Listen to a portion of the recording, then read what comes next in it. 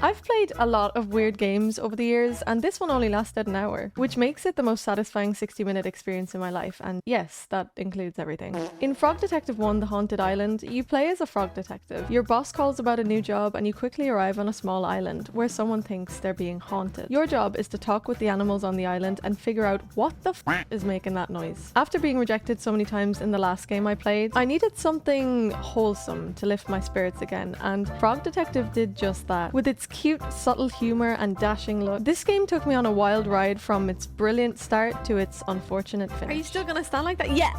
Why? I'm alarmed. I'm on alert. I'm protecting my shells from dangerous frog feet. Have you ever wondered, what if detective work was just chill and adorable? Well, this game might answer that for you. If you enjoyed Frog Detective, however, I would not advise you go out into the real world looking for a detective job, seeking the same kind of storyline, because you will probably be sadly disappointed. That was easy. I could do that. With an average playtime of around 45 minutes, Frog Detective: The Haunted Island is short and sweet. It's basically like if you combined Scooby-Doo and Untitled Goose Game with a positive and colourful outlook on life. There's no combat or action or time constraints, it's just good vibes and jokes. The animation style is just amazing. Wobbly 3D models with googly eyes and charm oozing out of every pore. The dialogue is dry, quirky, and actually funny. It's really quite refreshing, so big props to Grace Bruxner and Thomas Bowker for that. I mean, don't take it from me, just look at those reviews. And the soundtrack is just straight bangers. I did not expect to be vibing this hard to chill island jazz. While I was looking into when this game entered my already full Steam library, I discovered that it came from Humble Bundle, and when I logged in... To make a long story short, we started this series with 248 games, and now we have 276 altogether.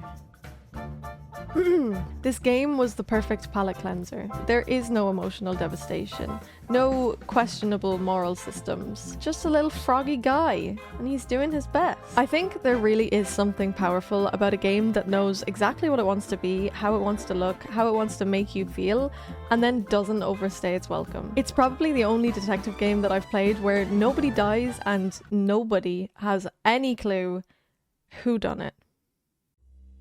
Let's break it down. I could go on and on, but simply put, the pros for this game are its genuinely funny writing, gorgeous, weird, lovable art style, surprisingly goated soundtrack, and it's not stressful, like, it's all serotonin. And it also can be finished in under an hour. The only cons are, it's very simple, which is nice for a palate cleanser. However, if you're the type of person who likes a good challenge, and you like to have to figure things out for yourself, this game is probably not for you. And it ends too soon. But is that really a con when this froggy boy just left me wanting more?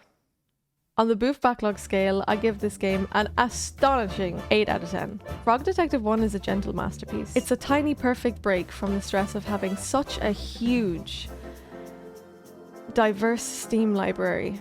That's 6 games played out of 276. Thanks for watching Playing the Unplayed, the series where I try and get through my Steam backlog and review every game that we play. You're welcome to come hang out on Twitch or here on YouTube, where I'll be streaming this 3 times a week.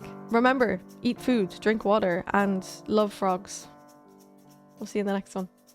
Bye bye.